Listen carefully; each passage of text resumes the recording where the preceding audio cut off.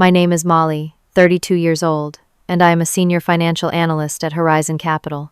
Numbers never lie, which is why I love them. They tell stories more honest than any words. But Rebecca, our CEO, Albert Matthews' daughter-in-law, had other plans for my analysis. When she slammed her fist on my desk demanding I falsify reports for the biggest investor pitch of the year, I had a choice to make. I chose truth. And that single decision changed everything. Drop a comment telling me where you are watching from, hit that like button, and subscribe if you believe integrity in business still matters. Trust me, you will want to see how this unfolds. Horizon Capital was not just any investment firm. With 15 years of success behind it, our reputation was sterling in the financial district. Our offices occupied the top 3 floors of a glass skyscraper downtown, with views that stretched across the city skyline. The modern open-concept workspace was designed to foster collaboration with glass conference rooms, ergonomic workstations, and a cafeteria that served food better than most restaurants in the area. People fought to get jobs here, and those who made it rarely left. Albert Matthews founded the company after leaving a prestigious Wall Street firm, determined to create an investment company that valued integrity as much as profit. At 65, he still came to work every day, his silver hair and tailored suits representing the pinnacle of business success. Despite his wealth and status, Albert treated everyone with respect. He knew the security guards by name, remembered birthdays, and celebrated company milestones with genuine enthusiasm. His leadership philosophy was simple: do right by your clients, and success will follow. I had been at Horizon for 5 years, starting as a junior analyst fresh out of graduate school. The first year was brutal, with 14-hour days and weekends spent poring over spreadsheets, but I loved the challenge. Numbers spoke to me in ways people never did. There was a clarity in financial analysis that felt like solving elaborate puzzles. Each quarter I moved up a little more. My reports were thorough, my projections accurate, and my attention to detail noticed. By year 3, I was leading my own team. By year 5, I had become one of the senior analysts who presented directly to the executive team. Albert and I had developed a good working relationship over the years. He appreciated my straightforward approach and my refusal to sugarcoat financial realities. I never played office politics or tried to climb the ladder through anything but hard work. In return, he gave me increasingly important projects and listened to my analysis with genuine interest. My closest colleague was Jessica, a marketing specialist who had joined the company around the same time I did. We often shared lunch breaks, venting about work challenges or celebrating small victories. Jessica was my opposite in many ways. Outgoing and artistic, where I was analytical and reserved, but our differences complemented each other perfectly. The office was abuzz with excitement when news broke about our potential investment in Green Tech Solutions, a startup developing revolutionary sustainable energy storage systems. If successful, their technology could transform how cities managed power grids, reducing costs and environmental impact simultaneously. The potential return on investment was enormous, possibly the biggest in company history. When Albert called me into his office and asked me to lead the financial analysis team for the Green Tech deal, I could barely contain my excitement. This was the opportunity I had been working toward for years. A successful deal of this magnitude would mean a substantial bonus, possibly a promotion, and certainly industry recognition. That night I called my parents to share the news. Mom was a retired accountant who had encouraged my love of mathematics from an early age. Dad had worked in construction his entire life, teaching me the value of building things properly from the ground up. Their pride in my accomplishments meant everything. After the call, I sat on the small balcony of my apartment, thinking about what this opportunity might mean. My place was comfortable, but modest, a 1-bedroom unit in a decent neighborhood, about 30 minutes from the office. My only roommate was Lucas, an orange tabby cat, who judged me silently from his perch on the bookshelf. With the bonus from this deal, I might finally have enough for a down payment on a house, something with a yard and more space. Maybe even enough to start the investment portfolio I had been planning for years. I spent that weekend reading everything I could about green tech, the sustainable energy market, and investment precedents in similar technologies. I created spreadsheets, practiced presentations, and organized research tasks for my team. The excitement of the opportunity filled me with a sense of purpose I had not felt in years. This was my chance to shine, to prove that my dedication and skill had earned me a permanent place at the table. Monday morning arrived, and with it, the first signs that my perfect opportunity might not be so perfect after all. But at that moment, standing in the elevator with my carefully organized notes and freshly pressed suit, I felt nothing but optimism. The numbers would tell their story, and I would be their faithful interpreter. What I did not realize was that someone else had already decided what story those numbers would tell regardless of the truth. The first red flag appeared during the kickoff meeting for the Green Tech project. I arrived early, setting up my materials and greeting team members as they filtered in. Then Rebecca Matthews walked in, and the energy in the room immediately shifted. Rebecca was Albert Matthews, daughter-in-law married to his only son James for just over a year. At 34, she was strikingly beautiful, with her sleek blonde hair, designer clothes, and confident stride. She had joined the company only 6 months ago as a project director despite having limited experience in finance. The whispers around the office suggested her position was a wedding gift from Albert, who adored his son and wanted to keep him happy. I had interacted with Rebecca only a few times, before mainly in larger meetings where she seemed more interested in her phone than the discussion. But today was different. She stood at the head of the table, tapping a perfectly manicured nail against her tablet screen. "Good morning, everyone," she announced. "I will be taking over as lead director for the Green Tech investment opportunity. Albert thinks this project needs more direct family oversight given its importance." My stomach dropped. Albert had told me I would be leading the financial analysis, but he had not mentioned Rebecca would be supervising the entire project. I watched as she outlined an aggressive timeline, speaking with authority about market projections and investment strategies. When I raised my hand to ask about the financial due diligence process, Rebecca barely glanced my way. "We have the preliminary numbers from Green Tech, and they look fantastic. I need your team to just clean them up and make them presentation ready." "Clean them up?" I questioned. "We need to verify these numbers independently. Their projected market penetration seems optimistic given the competitive landscape." Rebecca smiled tightly. "Molly, right. Look, Green Tech has already been vetted by people who understand this industry. Your job is to make the numbers look good for the presentation, not question the opportunity." The meeting continued with Rebecca assigning tasks and timelines. By the end, I felt a growing unease. This was not how Horizon typically operated. We were known for our thorough due diligence and conservative projections. What Rebecca was describing sounded more like window dressing than proper financial analysis. Back at my desk, I began reviewing the documents Green Tech had provided. Almost immediately, I noticed discrepancies. Their claimed manufacturing costs seemed impossibly low given current market conditions. Their revenue projections showed hockey stick growth that began almost immediately after investment, which rarely happened with hardware startups. When I cross-referenced their client list with public information, several of their claimed partnerships could not be verified. I compiled my concerns into an email and sent it to Rebecca, requesting a meeting to discuss these issues before proceeding. Her response came back almost immediately. "These are normal startup projections. Focus on formatting the presentation. We have a deadline." Over the next 2 weeks, the pattern continued. Rebecca would assign last-minute changes to reports, demand updates at all hours, and dismiss any concerns about the data. She became increasingly irritable in meetings, especially when I or my team asked questions about verification processes. The workload became overwhelming. I was staying at the office until 9 or 10 most nights, trying to balance Rebecca's demands with proper financial analysis. Jessica noticed my exhaustion and brought me coffee one afternoon.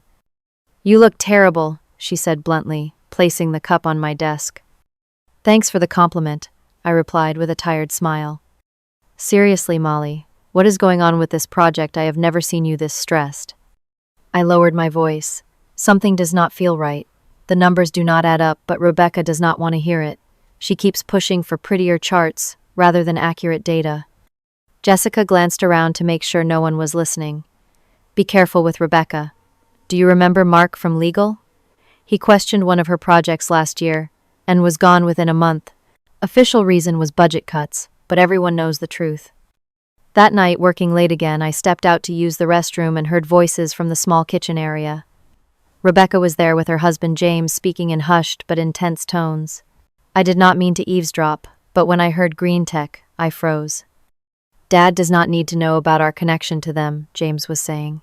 Once the investment goes through, everyone wins. Just keep him focused on the big picture, Rebecca replied.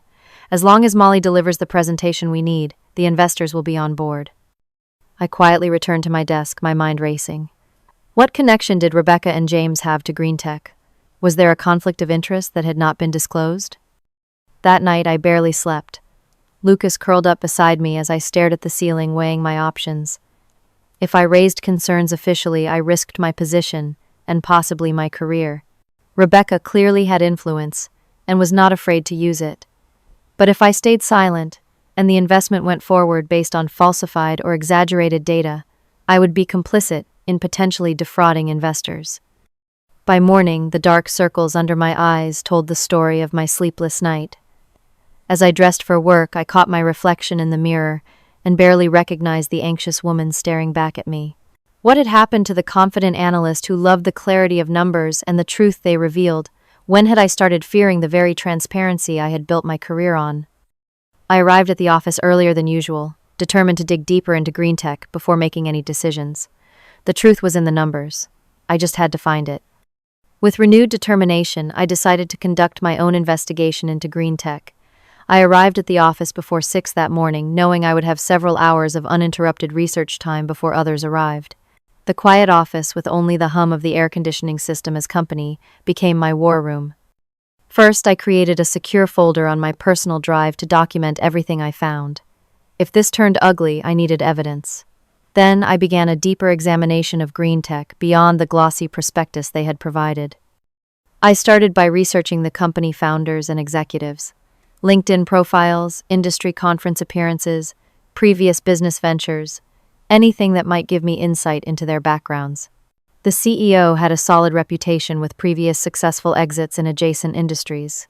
The chief technology officer had impressive credentials, including patents in energy storage. But the chief financial officer had a more questionable history, having been involved with 2 companies that had faced SEC inquiries, though no charges were ever filed. Then, I looked into the company history. Green Tech had been founded 3 years ago, with initial funding from several venture capital firms. Their prototype had won innovation awards, and their pilot programs with 2 municipalities had shown promising early results. But these were small-scale implementations, nowhere near the commercial scale they were claiming to be ready for in their investment materials. The breakthrough came when I searched for connections between Green Tech and Horizon personnel. A business news article from 2 years ago mentioned Rebecca Adams, her maiden name as head of marketing for Tech Venture Partners, a small consulting firm that had worked with Green Tech during their early funding rounds. This connection was never disclosed in any of our internal documents. Digging deeper, I discovered that Tech Venture Partners had received substantial consulting fees from Green Tech during the period Rebecca worked there. The relationship ended shortly before she married James Matthews and joined Horizon. This was exactly the type of conflict of interest that should have been declared at the outset of the project. With this lead, I began a methodical review of the financial data Green Tech had provided. I compared their reported revenues with industry standards, analyzed their expense allocations, and reconstructed their projected growth curves using more realistic assumptions. The results were concerning. Their reported current revenue appeared to be inflated by at least 30%. Their expenses seemed artificially low, with research and development costs well below industry norms for companies at their stage. And their projected growth curve showed them capturing market share at a rate that defied both gravity and business logic. Most troubling was their claim of proprietary technology that would give them an unassailable market position. My research into patent filings and scientific publications suggested their technology, while innovative, was not as unique as they claimed. Several competitors were developing similar solutions, some with more extensive testing and validation. By lunchtime, I had compiled enough evidence to justify a serious reevaluation of the investment opportunity. The question was, who could I trust with this information? I tried approaching Stephen in legal, first showing him some of my findings without revealing my full concerns. His response was telling Molly, "This is above my pay grade. If Rebecca is driving this, I suggest you follow her lead." Next, I spoke with Carlos, another senior analyst who had been with the company even longer than me. His reaction was more direct. "Are you crazy? That is the CEO daughter-in-law you are investigating. Do you know how quickly you could be fired? By the end of the day, it was clear that no one wanted to touch this situation. Rebecca had effectively created an atmosphere where questioning the green tech deal was seen as career suicide. That Friday, I requested a one-on-one meeting with Rebecca, hoping that a private conversation might be more productive than raising issues in front of others. She agreed, though her calendar only had a 15-minute slot available. Her office was immaculate with modern art on the walls, and not a single paper out of place. She did not offer me a seat, instead remaining standing behind her desk as I entered. Make it quick, Molly. I have calls with investors all afternoon. I took a deep breath. Rebecca, I have some concerns about the green tech financial projections that I think we need to address before the presentation next week. She sighed dramatically. Not this again. We have been over this. The numbers are solid. Actually, I have found several inconsistencies that suggest otherwise. I opened my folder showing her my analysis of their revenue claims compared to public information. And I also discovered that you previously worked with green tech through tech venture partners. That seems like a conflict of interest that should have been disclosed. Rebecca's face darkened.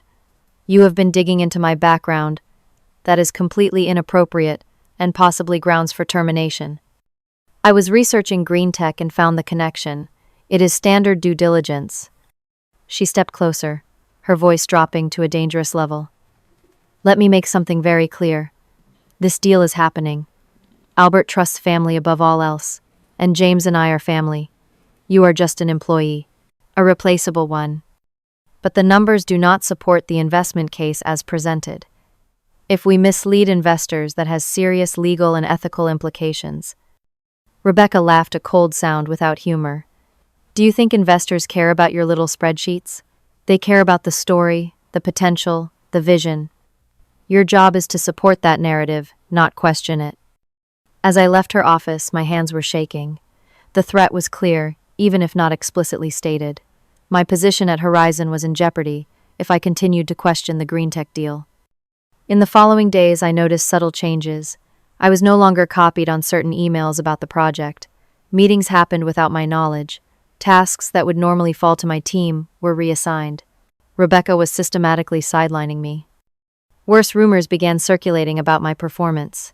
Jessica warned me that Rebecca had been questioning my analytical skills to other department heads, suggesting I was being overly negative because I felt threatened by her leadership. By the end of the week, I felt completely isolated. The green tech presentation was now just 7 days away, and Rebecca was proceeding with a narrative built on dubious numbers and undisclosed conflicts. I had to decide whether to risk everything by taking a stand, or compromise my professional integrity by staying silent. As I packed up to leave that Friday, Jessica stopped by my desk. Whatever you are thinking of doing, be careful, she said quietly. But also remember why you got into this field in the first place. Her words stayed with me all weekend as I weighed my options and my principles against the practical realities of my situation. With the investor presentation scheduled for Friday, I spent the weekend in my apartment, surrounded by documents, spreadsheets, and empty coffee cups. Lucas occasionally batted at my papers, seemingly sensing my distress. I was no longer just looking for discrepancies in the green tech data. I was searching for definitive proof of wrongdoing. The breakthrough came Sunday night. Following a hunch, I decided to search for any shell companies that might connect Rebecca and James to green tech directly. I cross-referenced corporate registrations with addresses and found something suspicious. A company called Matt Tech Ventures, registered in Delaware 6 months before Rebecca joined Horizon, with a mailing address matching a property owned by James Matthews. Further research showed that Matt Tech Ventures had participated in green tech early funding round, acquiring approximately 5% ownership. This stake would be worth millions if Horizon investment went through at the valuation Rebecca was pushing. Neither Matt Tech nor the Matthews' personal stake in green tech had been disclosed in any of the investment documentation. Monday morning, I arrived at the office with a heavy feeling in my stomach. The evidence was clear, but the path forward was not. I considered going directly to Albert, but without knowing how much he already knew about his son and daughter-in-law involvement, this seemed risky. I could take my findings to the compliance department, but Rebecca had allies throughout the company. I needed more time to think through my options. That decision was taken away from me when Rebecca appeared at my desk at 7:30 that evening, long after most employees had left. "You are still working on the presentation?" she asked, her voice falsely casual. "Yes, just finalizing some of the projections," I replied quickly, minimizing the screen where I had been documenting my findings.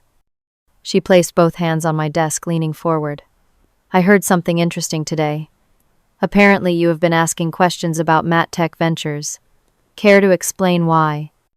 My heart raced. Someone had reported my research back to her. I was doing comprehensive due diligence on green tech ownership structure.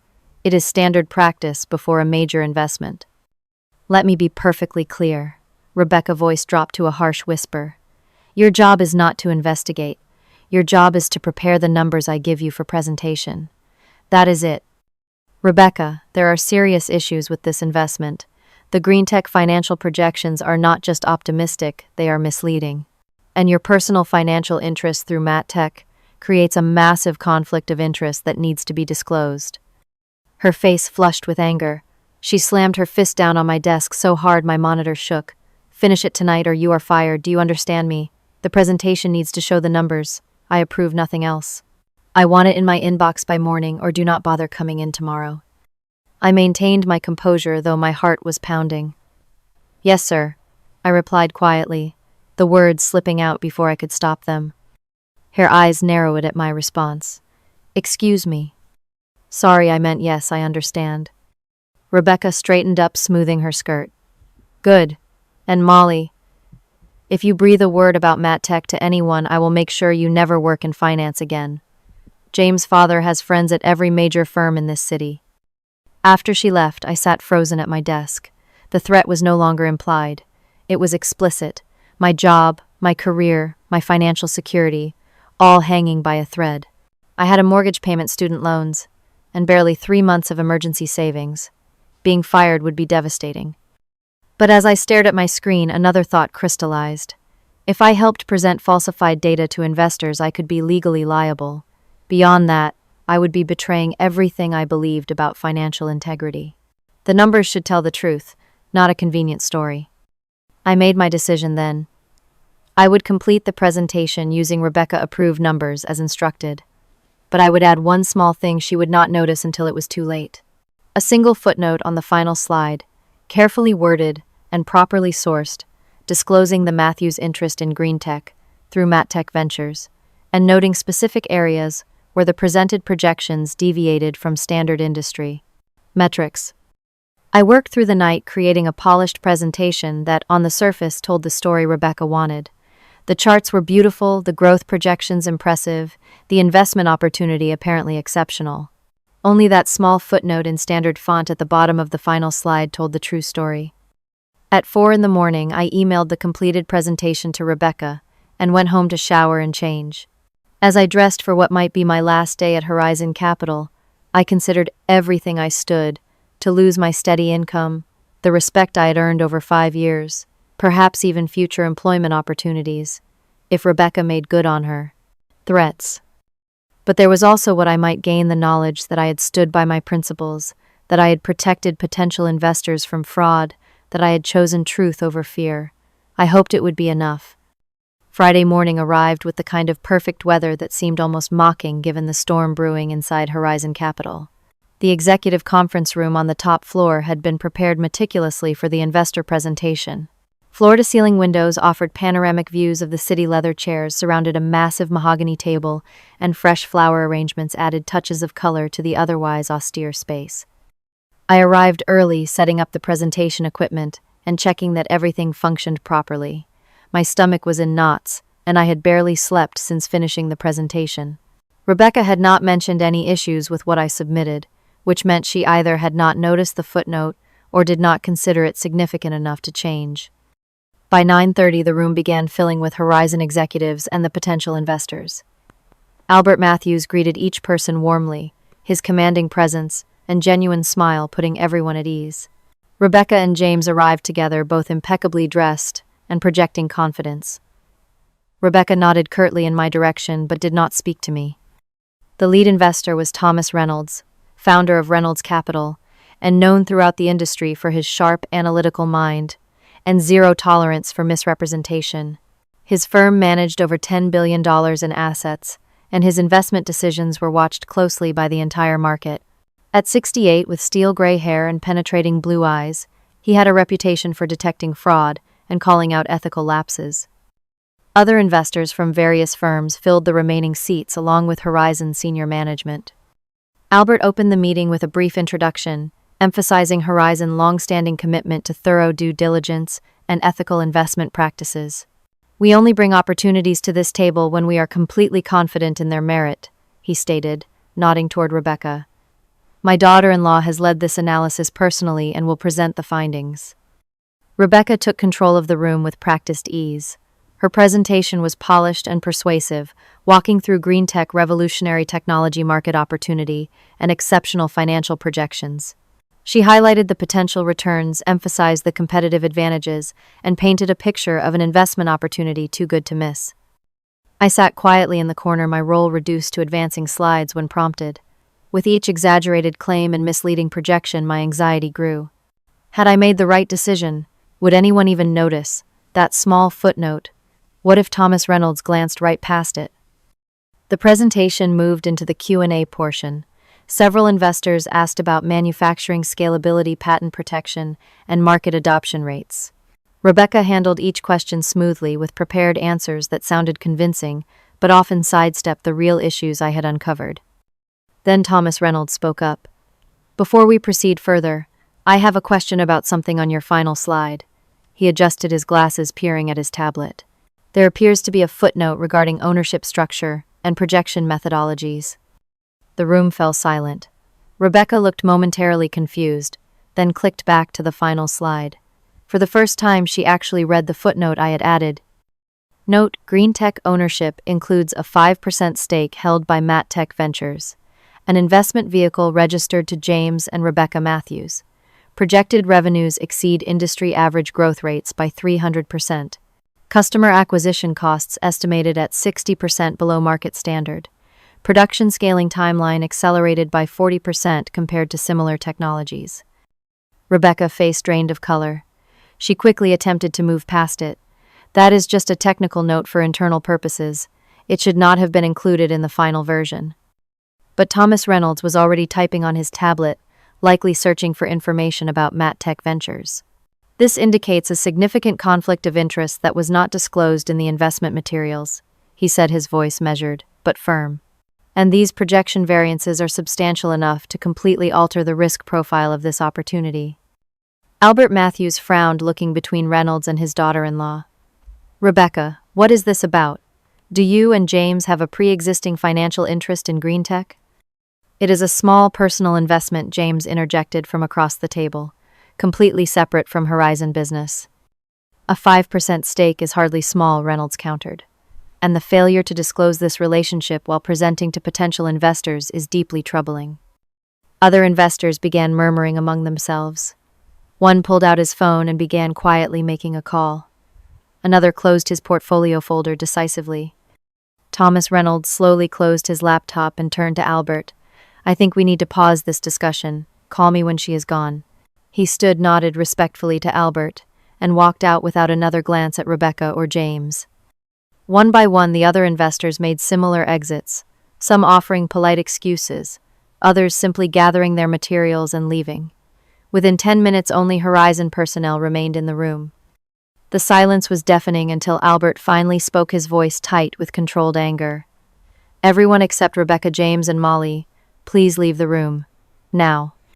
As the others filed out, Rebecca turned to me, her eyes blazing. "You did this," she hissed. "You deliberately sabotaged the presentation." Albert raised his hand. "Enough." Rebecca explained to me exactly what that footnote means. "Do you and James own part of Green Tech through this Matt Tech company?" Rebecca straightened her shoulders. "Yes, we made a small personal investment before I joined Horizon. It is completely legal." "Legal is not the same as ethical," Albert replied. "You led an investment analysis of a company you stand to profit from personally without disclosing that relationship. And based on this footnote, it appears you may have manipulated the projections to make the opportunity look more attractive than it island." "That is not true," James interjected. The projections are aggressive but achievable. Albert turned to me. Molly, I assume you added this footnote. Tell me why. All eyes turned to me. This was the moment of truth.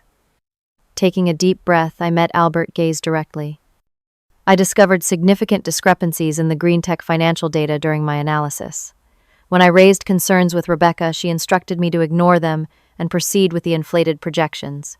Yesterday, she threatened to fire me if I did not complete the presentation using her approved numbers. She explicitly ordered me not to mention the MatTech connection. Rebecca scoffed. That is ridiculous. She is making this up because she is jealous of my position. I have documentation, I said quietly.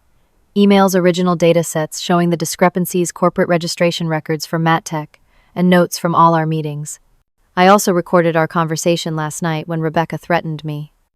The look of shock on Rebecca's face confirmed what I had just revealed. I had indeed recorded our final confrontation, a decision made in the moment to protect myself. In our state, recording a conversation when one party consents was legal, a fact Rebecca had apparently forgotten in her anger. Albert's expression was grave. We will continue this discussion in my office. Molly, please gather your documentation and join us there in 15 minutes. As they left, I sat alone in the empty conference room, the abandoned presentation still showing on the screen. The footnote that had changed everything stared back at me. In that moment, I felt both vindicated and terrified. The truth was out, but the aftermath was just beginning. Albert's office was larger than my entire apartment, with floor-to-ceiling windows and furniture that probably cost more than my annual salary. I entered with my laptop and a folder of printed documents, feeling small but determined. Albert sat behind his desk, while Rebecca and James occupied chairs to one side. Two additional people were present, Eleanor from Human Resources and Victor, the company legal counsel. Please sit, Molly, Albert said, gesturing to an empty chair. His tone was professional but impossible to read. Rebecca immediately went on the offensive. This is corporate sabotage, plain and simple. She deliberately undermined a major investment opportunity and damaged the company reputation with investors. I would suggest we all take a step back, Victor interjected calmly. Molly, why don't you walk us through your concerns about the GreenTech data and how you discovered the MatTech connection? For the next 45 minutes, I methodically presented everything I had found: the inflated revenue projections, the understated costs, the accelerated timeline that defied industry norms. I showed emails where I had raised concerns and Rebecca dismissive responses. I played the recording from the previous evening, Rebecca voice clear, as she threatened my job if I didn't falsify the presentation. Finally, I explained how I discovered MatTech Ventures and its connection to Rebecca and James. A 5% stake in GreenTech at the valuation being presented to investors would be worth approximately $7 million if the investment went through. That creates an enormous personal incentive to push the deal regardless of its merits. Throughout my presentation, James' face grew increasingly pale, while Rebecca alternated between furious glares and whispered conversations with her husband. When I finished, Albert turned to his son and daughter-in-law. Your response? James cleared his throat. Dad, we genuinely believe in GreenTech. Our investment was made before Rebecca joined Horizon, and we didn't think it was relevant since it's such a small percentage. 5% is not small, Albert replied flatly, and the failure to disclose is inexcusable. Rebecca attempted a different approach. This is a family matter that should be discussed privately. Molly had no right to air this in front of investors. This stopped being a family matter when you used your position at my company to advance your personal financial interests, Albert said, his voice hardening. You potentially exposed Horizon to serious legal liability. Victor nodded gravely. The SEC takes a dim view of undisclosed conflicts of interest in investment recommendations. This could constitute securities fraud if it had proceeded. This is absurd, Rebecca snapped. You're taking her word over family. She's just an employee. The contempt in her voice when she said employee seemed to strike a chord with Albert. He straightened in his chair, suddenly looking every bit the powerful CEO. Employees like Molly are the backbone of this company. They do honest work with integrity, which is apparently more than I can say for you right now. He turned to Eleanor. I want a full internal investigation. Review all documents related to GreenTech, interview everyone involved, and prepare a complete report. To Victor, he added, We need to contact all the investors who were present today and provide full disclosure about what happened. Draft a formal letter explaining that we've withdrawn our interest in green tech pending a complete review. Rebecca stood abruptly. You can't be serious. You're choosing her over your own family. I'm choosing integrity over fraud, Albert replied evenly. Something I thought I had taught my son. He looked at James with disappointment. James put his hand on Rebecca's arm. We should go. Now. As they moved toward the door, Rebecca turned back to me. This isn't over. You've made a powerful enemy today. After they left, the room fell silent.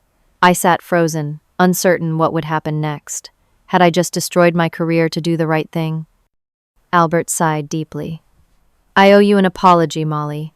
I brought Rebecca into this company without proper oversight, and you paid the price for my mistake. I was just doing my job, I said quietly. You did more than your job. You showed exceptional courage. He leaned forward. There will be fallout from this. An internal investigation, possible regulatory review, damaged relationships with investors. It won't be easy. I understand. If you need my resignation.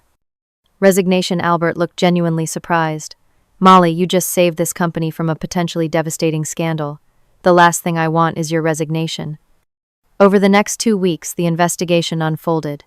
More employees came forward with stories about Rebecca's inappropriate behavior and disregard for company protocols. Jessica shared how Rebecca had sidelined team members who questioned her decisions. Others revealed instances where she had taken credit for their work or bullied them into silence. I provided all my documentation and sat through hours of interviews with the internal investigation team and later with external auditors. Each night I went home exhausted and anxious, still uncertain about my future despite Albert's apparent support. Rebecca and James launched a counteroffensive using their family connection to pressure Albert. They claimed I had misinterpreted their intentions and exaggerated the issues with green tech. James' mother, Albert, wife of 40 years, reportedly became involved, creating tension in the Matthews household. Through it all, I tried to maintain my professionalism, continuing my regular work while cooperating with the investigation. But the stress took its toll. I lost weight, developed insomnia, and jumped whenever my phone rang. I questioned my decision, constantly wondering if the cost to my well-being was worth it. One evening, about 3 weeks after the disastrous presentation, Albert asked me to stay late for a private conversation. My stomach knotted with anxiety as I entered his office. The investigation is nearly complete, he said, offering me a seat. The findings confirm everything you reported, plus additional instances of Rebecca attempting to influence investment decisions where she had undisclosed interests. I nodded, unsure how to respond. I wanted you to hear this directly from me, he continued. Rebecca and James will be leaving Horizon. The terms are being negotiated, but their departure is non-negotiable. Relief washed over me, followed immediately by guilt. I never wanted to cause problems for your family. Albert smiled sadly. You didn't cause this problem, Molly. Rebecca and James did. Sometimes the hardest part of leadership is holding those closest to you accountable. He paused. I also wanted to thank you personally. Your courage saved this company from serious damage, both financial and reputational. As I left his office that evening, I felt a weight lifting. The path forward was still uncertain, but for the first time in weeks, I believed I might emerge from this ordeal with my career and principles intact. 1 month after the green tech presentation debacle, Horizon Capital had settled into a new normal. Rebecca and James had left the company quietly, with a carefully worded press release, citing pursuing other opportunities as the reason for their departure. Albert had managed to keep the real story from leaking to the financial press, preserving both the company reputation and his family privacy. The green tech investment had been completely reevaluated with proper due diligence. Under actual scrutiny, many of the promising aspects of their technology proved valid, but their financial projections and timeline needed significant adjustment. Horizon eventually made a smaller, staged investment, with clear performance milestones negotiated at a much more realistic valuation. On a rainy Tuesday morning, Albert called me into his office. The familiar anxiety resurfaced as I made my way to the executive floor, though it had diminished over the weeks. Please close the door, Molly, he said as I entered. His expression was serious but not unkind. He gestured for me to sit, then pushed a folder across his desk. I wanted you to be the first to know about some changes we're making. I opened the folder to find a formal letter announcing my promotion to Director of Financial Analysis and Ethics Compliance, a newly created position that would report directly to Albert. The accompanying compensation package included a substantial salary increase and an immediate bonus. I don't know what to say, I stammered, genuinely shocked. Albert smiled. You've earned this, Molly. Not just through your technical skills, which are exceptional, but through your commitment to integrity, even when it was difficult. The promotion marked the beginning of a personal and professional renaissance.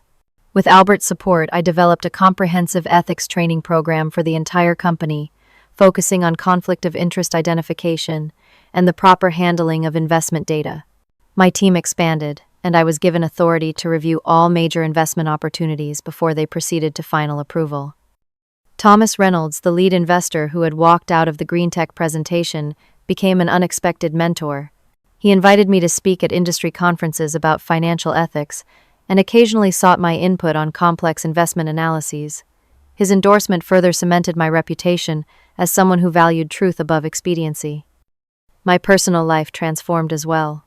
The bonus allowed me to finally make a down payment on a small house, with a yard where Lucas could roam freely. I started sleeping better, reconnected with friends I had neglected during the crisis, and even began dating again after years of focusing exclusively on my career. The journey from that confrontation with Rebecca to my current position wasn't always smooth. There were moments of doubt, nights spent questioning whether I had done the right thing, and lingering anxiety about potential retaliation. Some colleagues still viewed me with suspicion, wondering if I might report their minor infractions next. Others treated me with a new respect that sometimes felt uncomfortable in its intensity. I never heard directly from Rebecca or James again, though I occasionally saw their names in business news as they launched a venture capital firm in another city. I hoped they had learned something from the experience, but I didn't dwell on it. My focus remained on rebuilding what their actions had nearly destroyed: trust. 6 months after my promotion, Albert and I had a conversation that crystallized the lessons of the entire ordeal. We were reviewing a potential investment that showed great promise but had some concerning governance issues. "What would you do if I pushed you to overlook these red flags?" Albert asked suddenly. The question caught me off guard. The same thing I did before I answered honestly. I'd document my concerns, present them clearly, and refuse to compromise on the analysis, even if it meant risking my position. He nodded, seemingly satisfied. "That's exactly why you're in this role. Integrity isn't about making the right choice when it's easy. It's about making the right choice when it's hardest, when everything you've worked for hangs in the balance." That conversation stayed with me, becoming a touchstone for difficult decisions in the years that followed. I realized that the true test of our principles isn't what we say we believe, but what we're willing to sacrifice to uphold those beliefs. The footnote that changed my career was just 11 words long. 11 words that could have been easily overlooked, that Rebecca nearly missed in her review. But those words represented something much larger: the choice to stand for truth even when standing alone, to value integrity over security, to believe that how we succeed matters as much as whether we succeed. In the world of finance, where numbers can be manipulated and projections can tell convenient stories, choosing honesty isn't always rewarded. I was fortunate that Albert valued truth enough to support my decision, that Thomas Reynolds recognized the significance of that small disclosure, that the company culture ultimately rejected deception, despite the temporary power. Rebecca veiled it. Not everyone gets such vindication. Some whistleblowers lose careers, reputations, and financial security without ever seeing justice served. Their courage is even greater than mine. Was their sacrifice more complete? As I look back now, I wonder, what would you do if faced with a similar choice? Would you add the footnote knowing it might end your career? Would you stand firm when someone slams their fist on your desk and threatens everything you've worked for? These aren't hypothetical questions in a business ethics seminar. They're real decisions that shape not just careers, but the kind of person you become. Have you ever had to make a difficult, ethical choice in your career or personal life? Drop a comment below sharing your experience. How did you navigate that challenging situation? Did you stand firm in your values or compromise? Your story might help someone else facing a similar dilemma right now. And if you found value in my experience, please hit the like button, subscribe to hear more real-life stories, and share this video with someone who might need to hear that choosing integrity is always worth it in the end. Thank you for listening, And remember, sometimes the smallest actions, like adding a footnote, can make the biggest difference.